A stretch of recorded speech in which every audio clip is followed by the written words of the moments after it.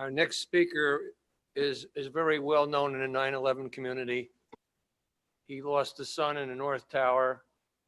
He's a stalwart, an inspiration to everyone that's been involved with 9/11. I'd like to introduce from Philadelphia, Bob McIlvaine.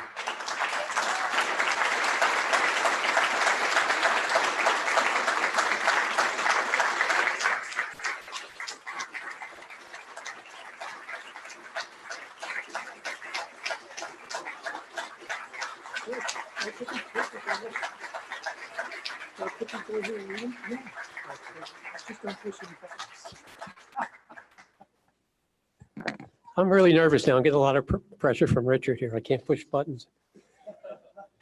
And I only have 10 minutes. I am nervous because I've gone over this. I wrote this a few years back. It takes just about 10 minutes, so please don't start the clock yet. Okay, because that thing comes up and you only have 1 minute. I'm about 3 minutes away. I get real nervous. So I am nervous. Okay, hello everyone.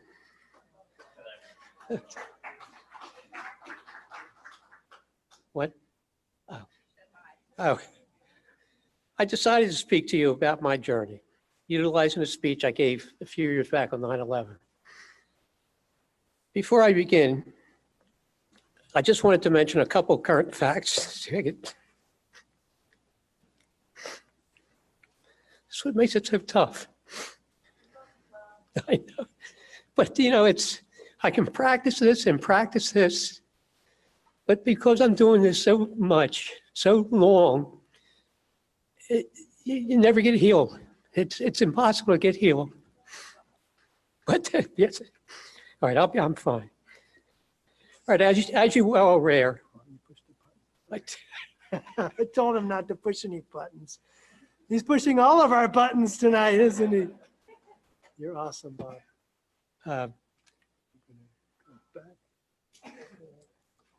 Okay, don't push any buttons. I broke my glasses on the way out, so I'm so afraid of breaking them again. All right, as you all are aware, we really lost a great literary icon, writer Toni Morrison. Bobby had a real connection with her.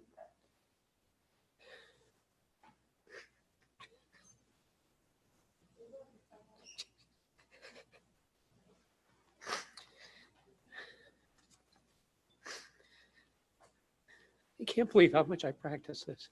All right, taking every course of hers that he could while at Princeton. After Bobby died, she wrote to us, offering condolences and sending along a research paper of Bobby's that she had saved. My wife Helen, of course, moved by this gesture, wrote to Miss Morrison thanking her. Several months later, Helen found a copy of a very short, barely several lines long autobiography Bobby had written as part of a work assignment.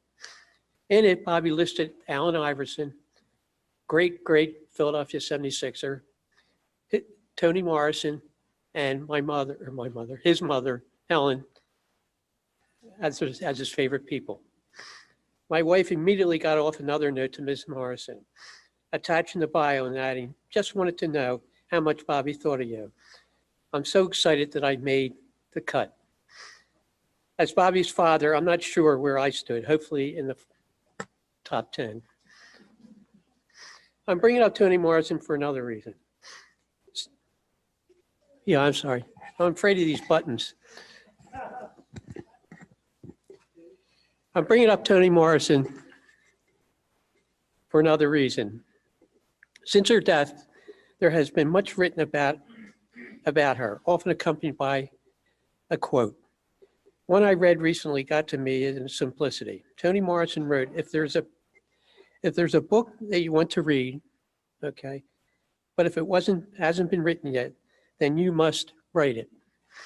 To me, it means that if there's something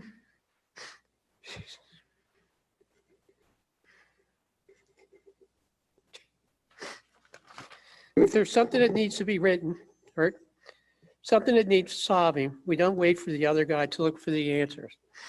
We seek it ourselves. It's our responsibility to look for the truth, to embrace the task. Since 2001, the truth has not been written yet. It's our job, my job, to keep at it until it is. All right, connecting the dots of 9/11. Since Bobby's death of 9/11, I have been on a journey to find the truth and how and why he died and who really killed him.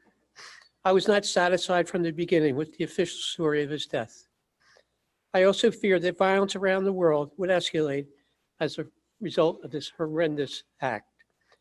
In 2002, I joined September 11th Family for Peaceful Tomorrows, a group of activists whose name was inspired by a Martin Luther King statement, wars are poor chisels for carving out peaceful tomorrows. In the early part of the new decade, we marched hand in hand for peace in Washington and New York, hoping that 9/11 would not be a justification for increased war efforts. I'll never forget the moment when we were arrested at on the Capitol lawn, proudly carrying a banner stating, I was carrying a banner stating, not my son's name, which referred to the use of 9/11 by Bush for further war efforts. Later, at a World Conference on Victims of Violence in Bogota, Colombia, I told Bobby's story to a packed audience of survivors of various atrocities around the world. I was honored to have the opportunity to share my pain and grief with those who truly understood the price of violence. Back in the United States, I regularly attended 9/11 commission hearings, patiently listening to testimony, while hoping to find answers to an official story that continued to make little sense. Instead, I felt frustrated with the inability of the commission to discover anything new or enlightening. Witnesses, including Condoleezza Rice, were not accountable to the commission or the American people. Ms. Rice, to my dismay, filibustered her way through the entire commission. I returned home very discouraged. In 2005, on the 60th anniversary of the atomic bombing, I was asked to join Peaceful Tomorrows on a march from Nagasaki to Hiroshima, honoring those who had died in war. I walked beside the Hibakusha, survivors of the attack. They showed amazing pride, never taking the role of a victim, though many were treated as outcasts by their own people. The Hibakusha's courage impressed in me the need to continue my quest for peace and truth. I returned home, deciding that the US government was not going to give me the real answers to 9/11. Then I'd find them myself. Why, I wonder, why was it so hard to go against the government's version of a story that did not make sense? I wanted to know why the media always seemed as far from a free press as one could imagine, often ignoring obviously breakthroughs in information. Why also did peace seem either further away than before 9/11, frustrating the peace community? Our children died that horrible day, and it was now being used as fodder for more escalation, more deaths. My quest for truth took me to both the traditional history sources as well as books written by outstanding authors who questioned the company line and sought deeper answers than what was offered in the news or in press conferences. As I searched, I recalled quotes by Eisenhower, Kennedy, Roosevelt, and President Wilson, initially read years ago by me when their dire warnings meant very little to a young college student studying history.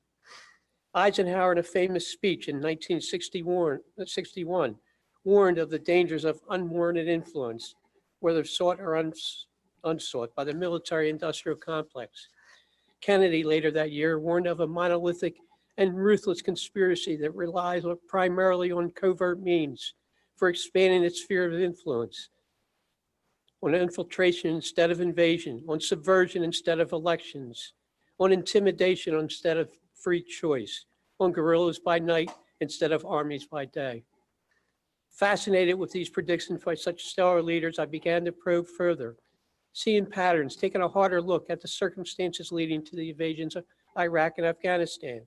I looked farther back in history, reading about Operation Gladio, and the Gulf of Tonkin in a different, more knowledgeable way or light. Was the 9/11 another false flag? I was beginning to see the truth. I wondered if presidents truly had any power to wage peace, or special interest groups with unimaginable wealth and power, who were often referred to as a shadow government, controlling the decisions of war. After more continued research, I learned that these clandestine operatives would never allow control of a government to the people. They would instead rely on disinformation, weapons of mass destruction, a perfect example, fabrication of injustices, and the spreading of propaganda to justify their aggressive acts.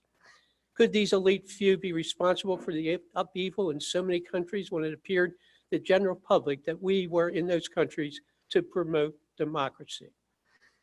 As I continued my reading, I recalled a quote from Joseph Goebbels, Hitler's propaganda minister.